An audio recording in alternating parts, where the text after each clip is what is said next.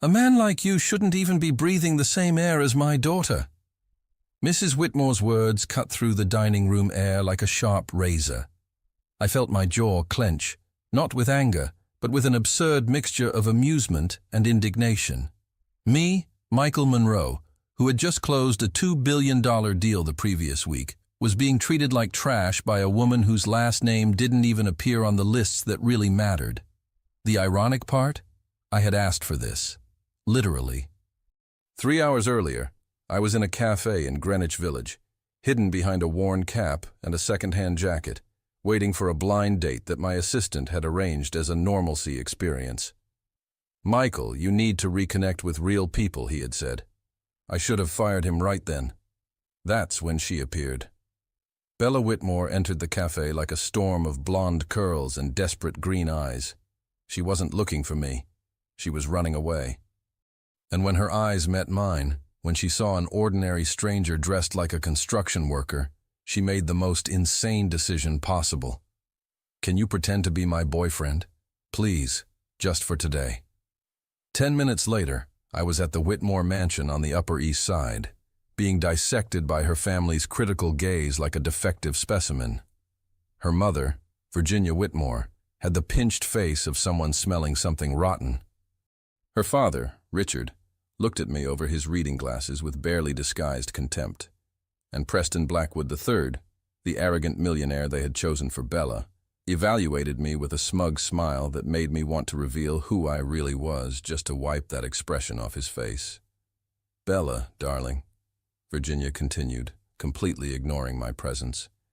"Preston here has a portfolio of $50 million.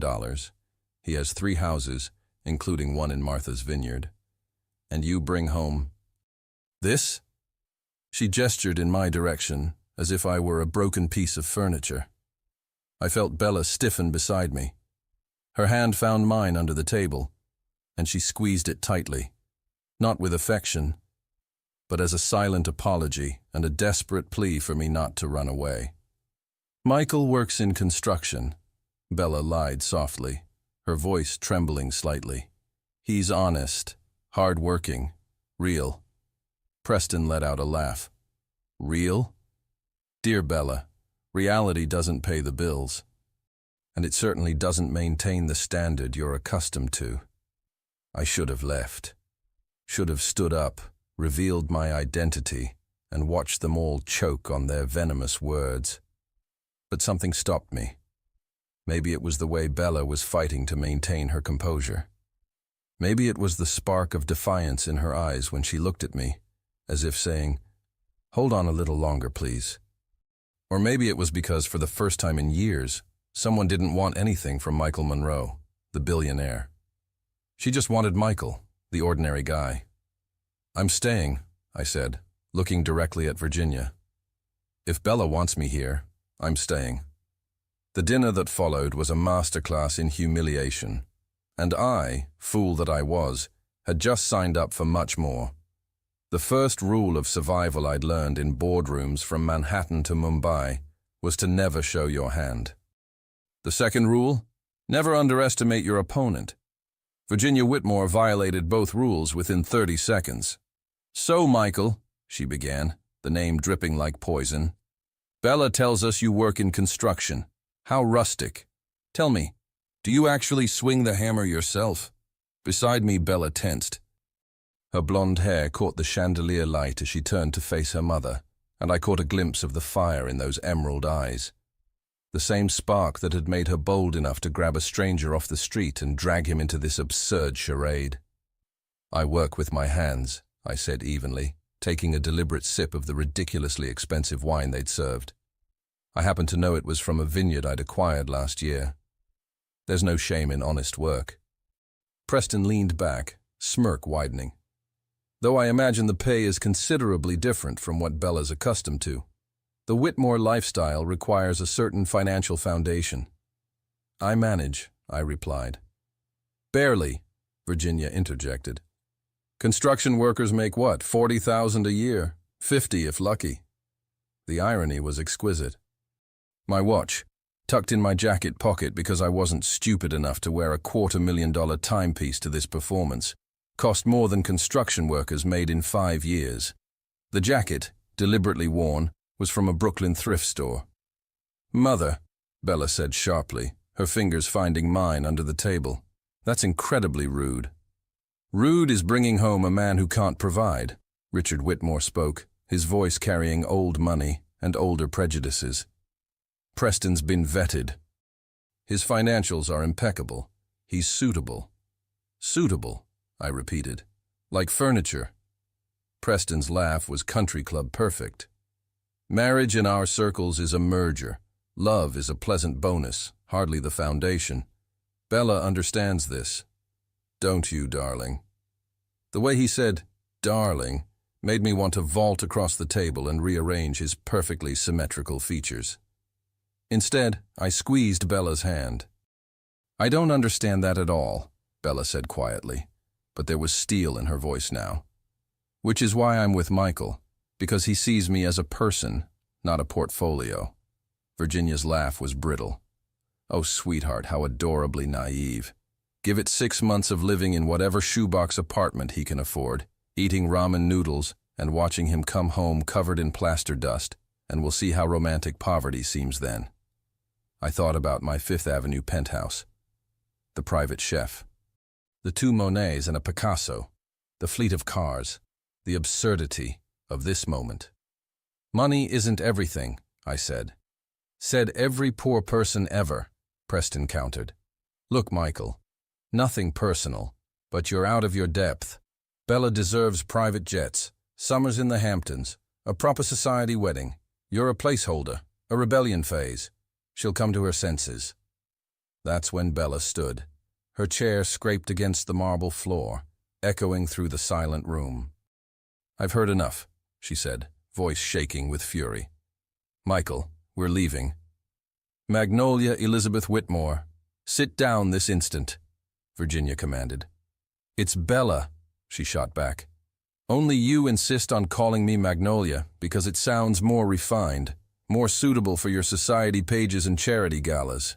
But I'm Bella, and I make my own choices."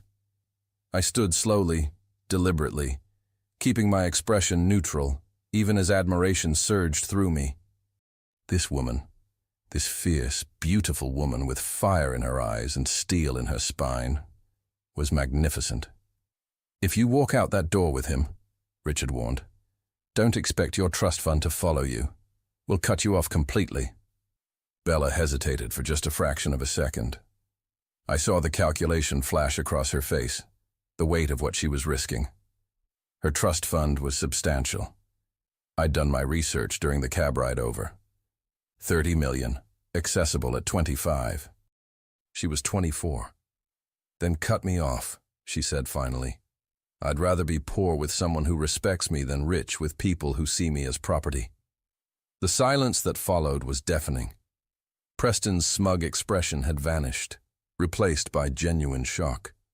Virginia looked like she might faint. Richard's face had turned an alarming shade of purple. And me?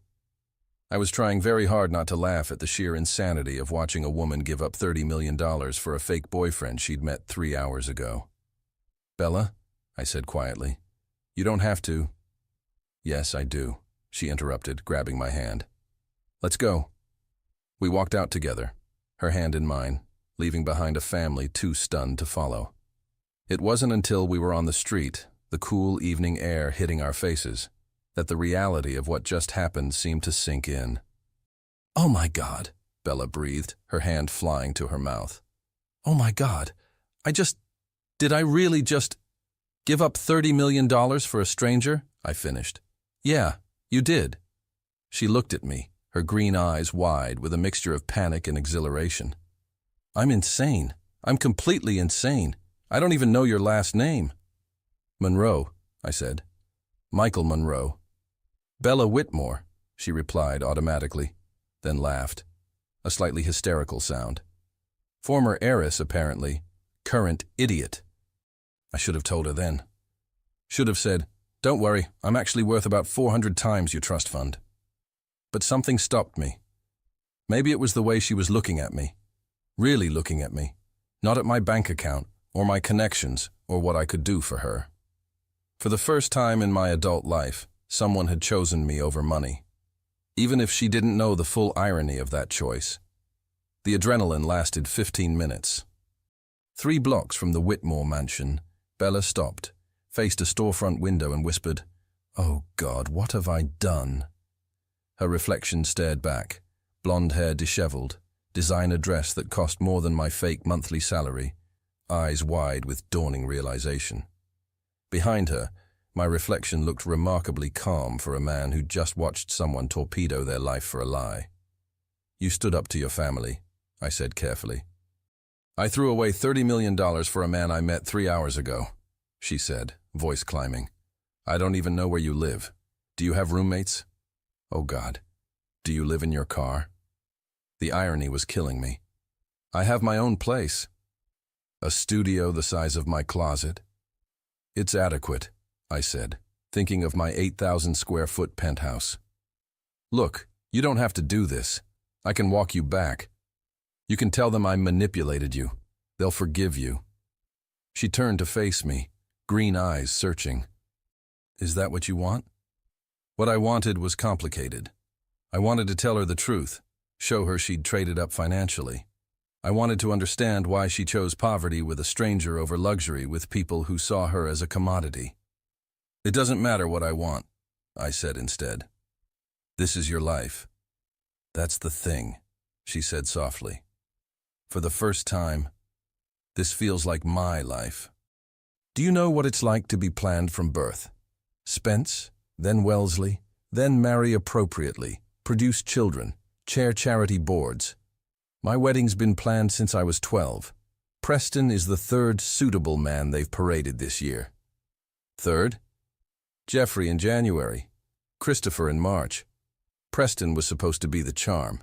Handsome, rich, right family. Everything a Whitmore bride could want." "Except you," I noted.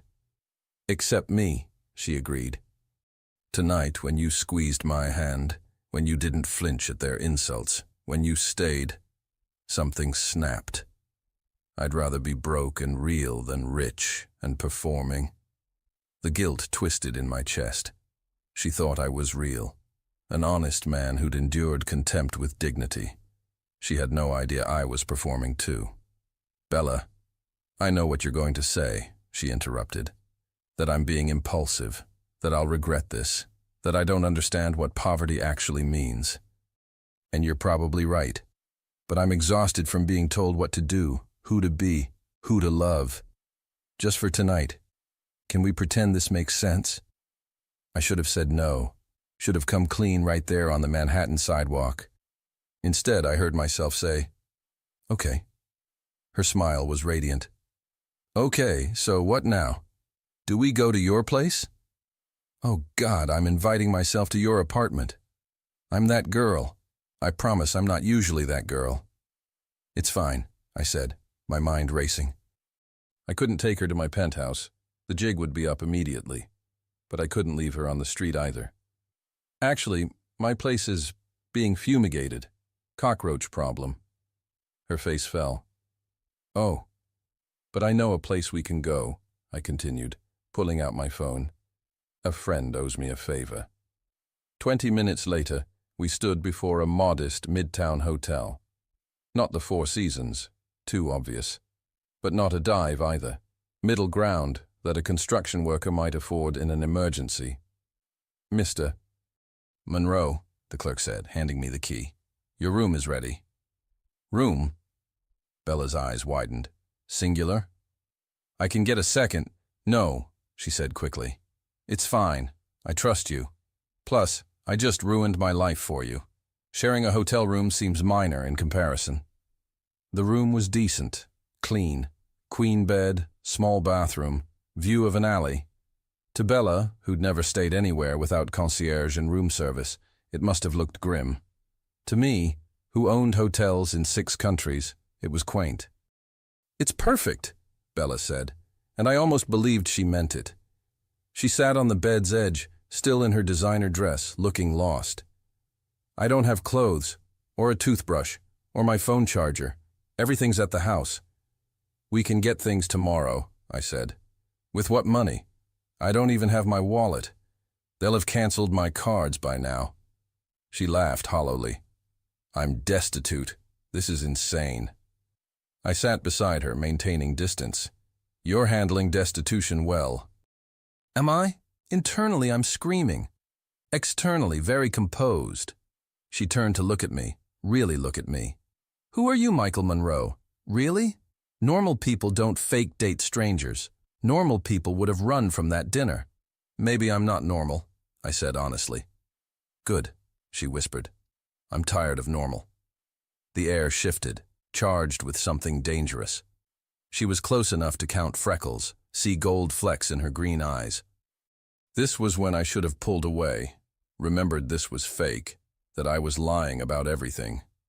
Instead, I tucked a strand of blonde hair behind her ear. Michael, she breathed. My phone buzzed. Reality. Calling. I pulled back, checked the screen. My assistant, wondering where I'd been. Sorry, I muttered. Work thing. At 10 p.m.? Construction emergency, I lied smoothly. I should take this. I stepped into the bathroom, answered the call. Where the hell have you been? James hissed. The Tokyo deal is falling apart. They need you on a call in 20 minutes. I looked at my reflection in the mirror. Cheap jacket, fake persona, beautiful woman on the other side of the door who'd just sacrificed everything for a man who didn't exist. Reschedule it, I said. Michael, this is a $3 billion. Reschedule. It. I hung up, turned off my phone, and stepped back into the room. Bella was exactly where I'd left her, looking small and vulnerable and absolutely magnificent. Everything okay? She asked. Everything's fine, I said. And for tonight, I almost believed it. I woke to Bella crying in the bathroom, soft, muffled sobs she was trying to hide. I'd fallen asleep in the chair, giving her the bed. Now dawn filtered through cheap curtains and reality was hitting hard. I knocked gently. Bella? The crying stopped. I'm fine, she called, voice too bright. Just washing my face. You're not fine. Silence. Then the door cracked open. Red-rimmed eyes, smudged mascara, tangled blonde hair. She'd slept in her designer dress. She looked destroyed, and somehow still beautiful. I'm an idiot, she said flatly. Threw away my life over a fake relationship with a stranger. What was I thinking? You were thinking you deserved better than being sold to the highest bidder. Was I? Or was I just a spoiled brat having a tantrum? She pushed past me, sat on the bed. I don't know how to be poor, Michael. Never had a job, never paid rent. I don't even know how much milk costs. Around $4, I supplied. See? You live in the real world. She laughed bitterly. I live in a bubble. What am I going to do? I have an art history degree. That's not marketable. I sat down beside her. You'll figure it out. Will I? My mother called 17 times. Voicemails went from sympathetic to threatening. If I don't come home by noon and apologize to Preston, they'll disinherit me officially. And if you do go back, marry Preston by Christmas. Then Mrs. Preston Blackwood III forever, hosting galas and pretending. She faced me. Am I insane for not going back? Yes, a voice screamed. You're insane, and I'm enabling this by not revealing I could buy Preston's portfolio before lunch. You're not insane, I said instead. You're brave. Brave or stupid. The line is thin. She stood, paced. I need to go back to the house, get my things, phone charger, clothes, laptop. I can't start over in a cocktail dress. They might not let you take anything. They're vindictive, not criminals. My father's at his office until noon. Mother has her garden club brunch. If we go now, I can slip in and out. We? She looked at me with impossibly green eyes. I can't do this alone. Please. 20 minutes later, we were in a cab to the Upper East Side. Bella had borrowed my jacket, and with her hair pulled back, she looked different, smaller, more vulnerable. Thank you, she said quietly. For everything. I know this isn't what you signed up for. If only she knew. I'd signed up for a blind date. Instead, I was playing bodyguard for a rebelling heiress. My assistant had called 6 more times. The Tokyo deal was falling apart. My board was having heart attacks. And somehow, I didn't care. The Whitmore mansion looked imposing in daylight. Bella used her key at the service entrance. Less chance of running into staff, and we crept through the kitchen like burglars. We almost made it. Magnolia. Virginia Whitmore stood at the top of the stairs, dressed in brunch finest, pearls gleaming. Her expression could have frozen lava. Mother, I thought you'd left. Cancelled my plans. Your complete mental breakdown takes priority over cucumber sandwiches. Virginia descended slowly. Her gaze flicked to me with venom. And you brought the help. How appropriate. I'm just getting my things, Bella said, her voice steady despite her trembling hands.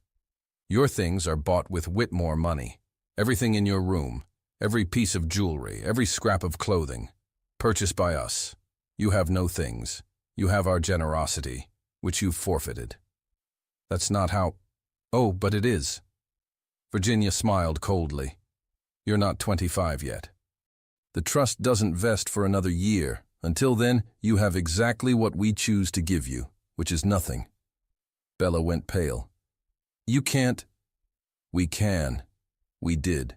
Accounts frozen, cards canceled, car repossessed. The apartment for your birthday? Donated to charity? You want to play at poverty? Fine. Do it authentically. I watched Bella crumble. This wasn't just cutting her off. This was scorched earth. I should have expected this from you, Bella said, her voice barely above a whisper. You should have expected that actions have consequences, yes. You should have expected that we wouldn't simply stand by while you humiliate this family over some misguided notion of romance. Virginia's eyes cut to me. And you. You must be very proud of yourself. Managed to turn a Whitmore daughter against her own family. What's your end game? Planning to blackmail us? Threaten to leak this embarrassing episode to the press unless we pay you off? I don't want your money, I said honestly. Then you're either noble or stupid. Based on your profession, I'm guessing the latter. She turned back to Bella. Last chance. End this farce, apologize to Preston, and everything goes back to normal. Or leave with him, and you're on your own. Truly, completely on your own. Bella looked at me. In her eyes, I saw the question she couldn't ask aloud. Is this worth it? Are you worth losing everything? I wasn't. God, I absolutely wasn't. But I couldn't say that without revealing everything. I'm leaving, Bella said finally. With Michael. Virginia's expression didn't change, but something flickered in her eyes. Disappointment? Respect? Fury? Then you're no longer my daughter. Good, Bella said, her voice breaking. Because I don't want to be. We left through the front door this time, head high, hand in hand. The door slammed behind us with a finality that echoed down the block. Bella didn't cry until we were 3 blocks away. And when she did, I held her, this fierce, foolish, magnificent woman who'd just lost everything for a man who was lying to her about literally everything that mattered. I was the worst person in the world. The breaking point came 3 days later, in a Queen's laundromat. Bella sat on a plastic chair, watching her clothes tumble in a $2 machine. She'd been wearing the same borrowed t-shirt and jeans for 48 hours. Charity donations, I'd claimed, were for a friend. She hadn't complained once, but I could see her breaking. This is insane, she said quietly. I'm in a Queen's laundromat, washing second-hand clothes, and my mother's probably at the Met Gala. Do you know how insane that is? You made your choice. Did I? Right now it feels less like a choice and more like a nervous breakdown I'm still having. She looked at me, exhaustion crushing in her eyes. I applied to 17 jobs yesterday. You know how many called back? 0. No experience, no references, and they Google my name and find society photos. I'd watched her struggle for 3 days navigating a world she'd never understood. She didn't know how to use the subway, cook a meal, or work a vacuum cleaner. But she maintained fierce determination to prove herself. Determination only got you so far when sleeping in a budget hotel and surviving on dollar pizza. "There's a gallery opening tonight," I said. "Downtown, event staff, cash under the table." A friend told me about it. By friend, I meant 3 phone calls and connections, but she didn't need to know that. "Event staff," she repeated. "Like serving drinks?" "Yes," she laughed without humor. "Magnolia Whitmore working gallery openings as staff. My mother would die." "Then we definitely shouldn't tell her." For the first time in days, she really smiled. "Let's do it. If I'm going to be poor, I might as well commit." 6 hours later, I watched Bella navigate the gallery carrying champagne with surprising grace. Blonde hair and a sleek bun, she could have been any young woman making rent in New York. Except she wasn't. "Michael," she whispered, appearing at my elbow. "That's Preston. Preston Blackwood is here." I followed her gaze. Preston stood near the back, examining modern art with studied concentration. "Does he know you're working here?" "I don't think he's looked at the staff. People like Preston don't see the help." Her voice was bitter. "I was exactly like that 3 days ago." "You weren't." "I was. Don't pretend otherwise. I was privileged and oblivious and probably insufferable." She straightened. "But I'm learning. Watch this." Before I could stop her, she walked up to Preston with her tray. "Champagne, sir?" she said, voice pitched differently, less refined, more generic. Preston glanced at her, grabbed a glass without seeing her face, and turned back to his conversation. He hadn't recognized her. His own fiancée designate, 3 feet away, invisible. Bella returned, eyes bright with something between triumph and devastation. "See? Invisible. All it takes to disappear from your own life is changing clothes and zip code." She set down the tray, hands shaking. "I need air." I followed her to the alley behind the gallery. She leaned against the brick wall, looking up at the narrow sky between buildings. "I can't do this," she said. "I've been pretending, but I can't. I'm a trust fund baby playing dress-up." "What reality?" "That I made a mistake. Threw away my life for what? Pride?" She turned to me. "We barely know each other. This started as a lie.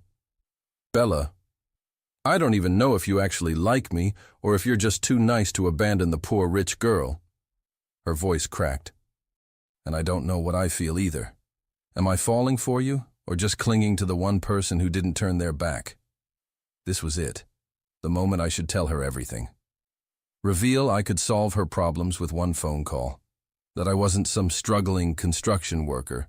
I was a billionaire who owned half of Manhattan. But if I told her now, what would that make me? The guy who watched her suffer when he could have helped. The guy who lied while she gave up everything for authenticity. "I like you," I said. "This isn't about being nice. You're brilliant and fierce, and you've handled this nightmare with more courage than most people show in a lifetime." "Courage or stupidity?" she whispered. "There's not much difference sometimes." She laughed that broken sound I was starting to hate. "My mother said I'd come crawling back within a week. It's been 3 days and I'm already breaking." She wasn't right. She was cruel. Maybe. But cruel and right aren't mutually exclusive. She pushed off the wall. "I should get back. They're paying me $50 and I need every cent." "Bella, wait." She stopped, turned. In the dim light, she looked impossibly young and tired. "I'm scared, Michael," she admitted. "Terrified I've made the biggest mistake of my life, and I don't know how to fix it without proving everyone right." I pulled her into my arms. She was trembling. "You're not weak," I said. "And you're not foolish. You're just human." "I miss my old life," she whispered. "I hate that I miss it, but I do. I miss knowing where I'll sleep. I miss not worrying about every dollar." "I know. Do you? Because you seem fine with all of this." The guilt was going to kill me. "I'm used to it," I lied. She pulled back, looked up at me. "Teach me. Teach me how to be okay with this. I should have told her. Right then, in that alley, I should have ended the lie. Instead, I kissed her. And she kissed me back, like I was the only solid thing in a world that had turned to quicksand. When we pulled apart, she was crying. "This is real, right?" she asked. "Us? I'm not just a project to you?" "You're not a project," I said. It was the only true thing I'd said all night. The lie started unraveling on a Tuesday, in the most mundane way possible. Bella and I were in a Brooklyn coffee shop, her new favorite because the coffee was cheap and the barista didn't judge. She'd been living in my world for a week, and watching her adapt was like watching a butterfly try to become a caterpillar again. "I got a call back," she said, looking up from her phone. "The Soho Gallery, second interview." "That's amazing." "Don't celebrate yet. They'll Google me, and when they do..." She trailed off. We both knew the ending. "Then lie," I said, the irony not lost on me. "Use a different name." She laughed. "Like you?" The words hit like a punch. "What?" "The construction worker thing." She stirred her coffee. "You never talk about work. Where do you work? What projects?" 7 days. I'd managed 7 days without detailed questions, but the charade was wearing thin. "It's boring," I deflected. "Just drywall and concrete." "But you don't have calluses," she said, taking my hand. "Your hands are soft. You never smell like sawdust. And you've been with me every day this week. Don't you have work?" My mind raced. Layoff. Between projects. "Right." Her voice was flat. "Michael, I've shared everything. My family, my fears, my collapse. Don't you think it's time you told me something real?" This was it. The moment I should come clean. "There's something I need to tell you," I started. My phone rang. Emergency ringtone. My board of directors. "Don't answer it," Bella said. "I have to. 2 minutes." I stepped outside. "Michael." My CFO's voice was sharp. "The Henderson deal is imploding. Zoning issue. They're pulling out. $400 million disaster. We need you now." 400 million. All I could think about was Bella waiting for truth. "Handle it," I said. "Michael, this requires your signature. Forge it. Fix it." I hung up, turned off my phone, and walked back inside. Bella was gone. Not bathroom gone. Her jacket was missing, coffee abandoned, a $5 bill on the table. My phone buzzed. A text before I'd turned it off. "Need to clear my head. Don't follow me. B." I followed anyway. 3 blocks away, she stood before a jewelry store window, not looking at jewelry, looking at her reflection, crying. "I asked you not to follow me," she said. "Since when do I listen?" "Since I met you. You do whatever you want. Consequences be damned." She faced me, devastation in her eyes. "I saw it, Michael, that call. The way you held the phone, the way you talked. That wasn't a construction worker. That was someone important, someone used to authority." "Bella. And your clothes. Your cheap jacket? I saw the label. That's a $1,000 designer piece. Your boots? Custom Italian leather. Even your watch is a Patek Philippe." I'd gotten sloppy, careless. "Who are you?" she whispered. "Really?" I could lie again. But I was tired of lying, and she deserved truth. "My name is Michael Monroe. I'm the CEO of Monroe Industries. I'm worth $12 billion. I own this building, 17 others in this neighborhood. The hotel we're staying at? Mine. I own the construction company I claim to work for. I'm not poor, Bella. Never have been." She stared like I'd started speaking another language. "What?" "The blind date was real. My assistant set it up. But then you showed up, needed help, and I went along with it. I was curious. I wanted to be treated as normal. Then it got complicated." "Complicated," she repeated. "You let me give up $30 million. Watched me struggle with job applications. Let me serve drinks while knowing you could have solved everything with a phone call. Watched me cry about being destitute when you're worth billions? I know. You've been lying for a week. Lying while I poured my heart out. Lying while I worried about food. Lying while I chose you over everything. Her voice broke. I thought you were real, honest. The only person who saw me as more than a bank account. But you're worse than Preston. At least he was up front. That's not fair. Fair? You want fair? She laughed, wild and broken. I gave up everything for you. My family, my money, my entire life. And you were playing some sick social experiment. What was the plan? See how long the rich girl could slum it? Watch me humiliate myself for entertainment? No, I was going to tell you. When? After you watched me suffer for months? She backed away. My mother was right. She said you were using me. I thought she was cruel. Turns out she was accurate. Bella, please, don't. Don't say my name. Don't touch me. Don't follow me. I made one mistake trusting my family, a bigger one trusting you. Where will you go? Not your problem anymore. Maybe it never was. She turned to leave, then stopped. For what it's worth, you're a good actor. I actually believed you cared. I do care. That's why I didn't tell you. Everything already changed. I just didn't realize it. She walked away, and this time, I didn't follow, because she was right. I'd lied every single day, watched her suffer when I could have helped, let her think I was someone I wasn't. I'd done exactly what I hated others for doing, treated her like an experiment, a curiosity, a project, and I'd lost her. I didn't see Bella for 3 days, 3 days that felt like 3 years. I tried everything, called her phone, disconnected, checked the hotel, she'd checked out, asked the gallery, she never showed. It was like she'd vanished, and maybe that was what she wanted. To disappear from me, the way she disappeared from her old life. On the 4th day, my assistant found her. She was at a women's shelter in the Bronx, working double shifts at a diner to save for an apartment. She'd sold everything she had left to survive, and she still refused to see me. Mr. Monroe, the shelter director said when I showed up with a donation check.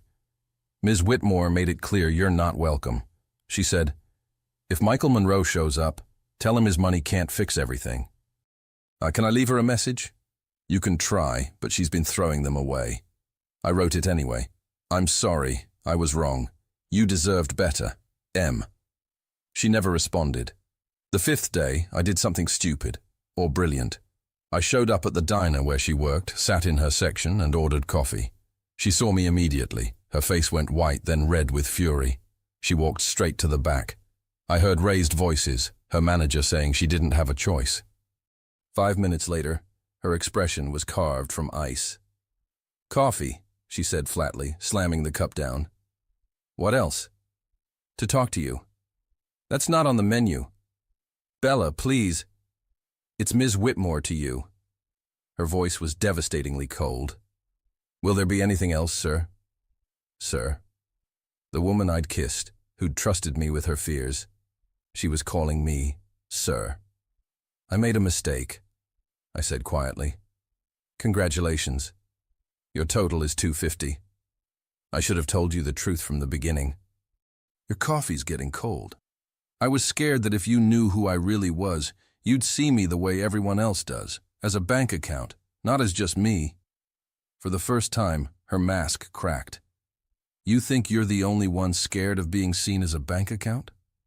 I spent my whole life reduced to my trust fund. And you did the exact same thing. You reduced me to an experiment. That's not what you were.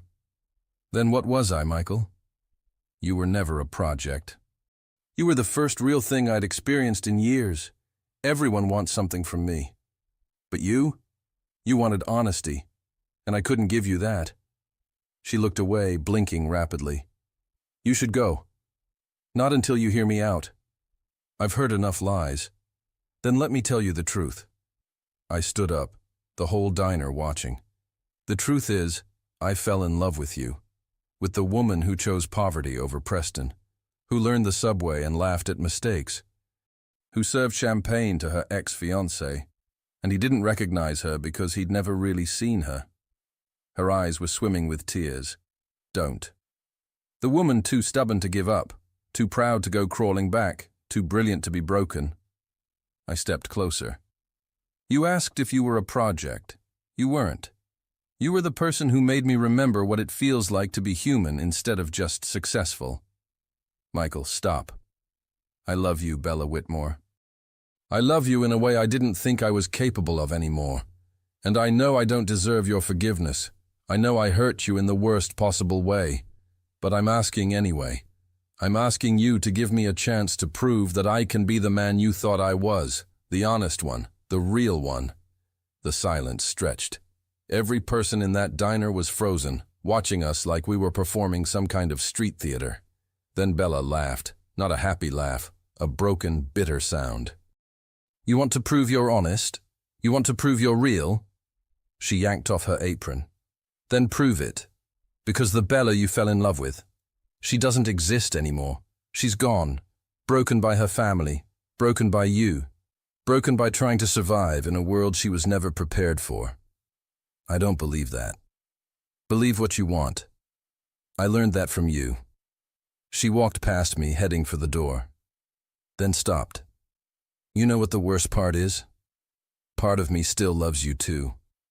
The stupid, naive part that believed you were different. That believed people could actually be honest. That believed love mattered more than money. My heart cracked open. Bella. But love isn't enough when it's built on lies. My mother taught me that. And you reinforced the lesson perfectly. She pushed through the door and out into the street. I followed her out. What can I do? Tell me what I can do to fix this. You can't fix it, Michael. Don't you understand? You can't just throw money at this problem and make it disappear. You can't buy my trust back. You can't purchase my forgiveness. For once in your life, you're facing something your billions can't solve. Then tell me what will solve it. She turned to face me fully, tears streaming down her face. Time, space, distance. And maybe if you actually become the person you claim to be, the honest one, the real one, the one who sees me as more than an experiment or a trophy or a project, then maybe we can talk. But right now I need you to leave me alone. Bella, I can't just... Yes, you can. You're a billionaire, remember? You can do whatever you want. So do this one thing for me. Let me go. She walked away down the street, and this time, I let her. Because she was right. For once in my life, I had to respect someone else's boundaries instead of bulldozing through them with money and power and grand gestures. I had to actually listen, and what I heard was clear. I'd broken something precious, and no amount of money could fix it. But maybe, just maybe, time could. 6 months later. The Chelsea gallery was packed. I shouldn't have been there, but the invitation was explicit. Bella Whitmore's first solo exhibition, Invisible Life Between Worlds. 6 months of keeping my distance. 6 months of becoming the person I'd claimed to be. The hardest 6 months of my life. The gallery was filled with Bella's photography, haunting images of New York's invisible people, shelter residents, diner workers, subway performers. And there in the center was the billionaire and the heiress. My breath caught. Photos of me. Candid shots from our week together. Me in the laundromat, looking out of place. Me at the gallery, watching her with love and guilt. Me in the coffee shop, the moment I'd decided to tell her truth. The final photo showed us both, reflected in the jewelry store window. Ghosts caught between two worlds. The placard read, "Sometimes the biggest lies we tell are the ones we think will protect the people we love." You came. I turned. Bella stood there in a simple black dress, blonde hair loose. She looked different, stronger, beautiful in a way that had nothing to do with designer clothes. I wasn't sure I should, I admitted. I wasn't sure I wanted you to, but I'm glad you did. She studied my face. You look different. I am different, I hope. 6 months working actual construction sites, volunteering at the shelter, learning to be real. The photos are incredible, I said. This exhibition exists because of you. Not your money, I didn't take a cent, but because you forced me to see the world differently. To see people differently. I never wanted to break you. I know, you weren't trying to hurt me. You were just as lost as I was. She smiled slightly. We were both performing authenticity while being completely fake. I wasn't fake about loving you. I know that too. She led me to a corner. I was so angry, but then I realized something. You gave me the greatest gift, freedom. You let me fail, struggle, discover who I was without money or safety nets. This gallery show? I got it on merit. You would have found your way without me. Maybe. But you showed me there was a way to find. She took a breath. Last week, my mother showed up. To apologize. She said she was proud of me. That must have felt good. It felt complicated, just like you. She met my eyes. I don't know if I can trust you again, but I don't want to spend my life wondering what if. What are you saying? Maybe we start over, real this time. No lies, no performances. She extended her hand. Hi, I'm Bella Whitmore, photographer, former heiress, currently figuring out who I am. I took her hand. Michael Monroe, CEO, recovering liar, completely in love with you. That's honest, but love isn't enough. We need trust too, and trust takes time. I have time. Good. Because I'm not the girl who jumped into fake relationships anymore. I demand honesty now. I wouldn't want you any other way. She stepped closer. The photos of you? I took them because even when I was furious, I was trying to understand you. And you know what I found?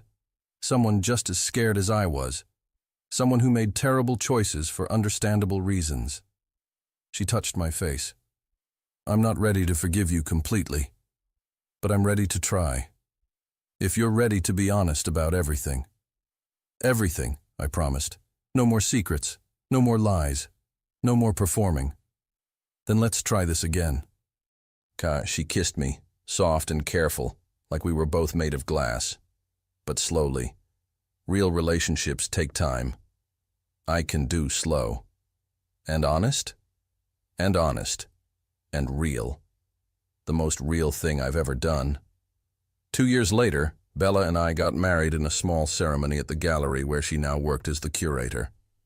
No society pages, no big production, just close friends, her parents, who'd gradually rebuilt their relationship with her, and my assistant who'd started this whole mess with his blind date idea. Bella wore a simple dress she'd bought herself. I wore a suit with actual dirt on the boots. I still volunteered at construction sites on weekends, keeping myself grounded. We'd spent 2 years building something real. Therapy sessions, honest conversations. Fights that we worked through instead of running from. Slowly, carefully, building trust, brick by brick. Bella's photography career exploded. Her second exhibition, Reconciliation, explored the complicated relationship between privilege and poverty, family and freedom. Critics called it brave and unflinching. I learned to be honest about my fears, my privilege, my struggles. I started a foundation that funded artists from underprivileged backgrounds. Bella's idea, my money, our shared vision. The Whitmores came to the wedding. Virginia even cried, though she'd never admit it. Richard shook my hand and said, "You're still not good enough for my daughter. But you love her honestly. That's what matters." Preston sent a gift, a bottle of champagne with a note. To the girl who got away and the man who caught her. Well played. As Bella and I danced at our reception, in the same gallery where she'd once served drinks as invisible staff, she whispered, "Was it worth it? All the pain and lies and heartbreak?" I looked at her, my wife, my partner, my equal, and answered honestly.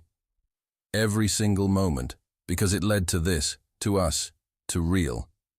And it was. The end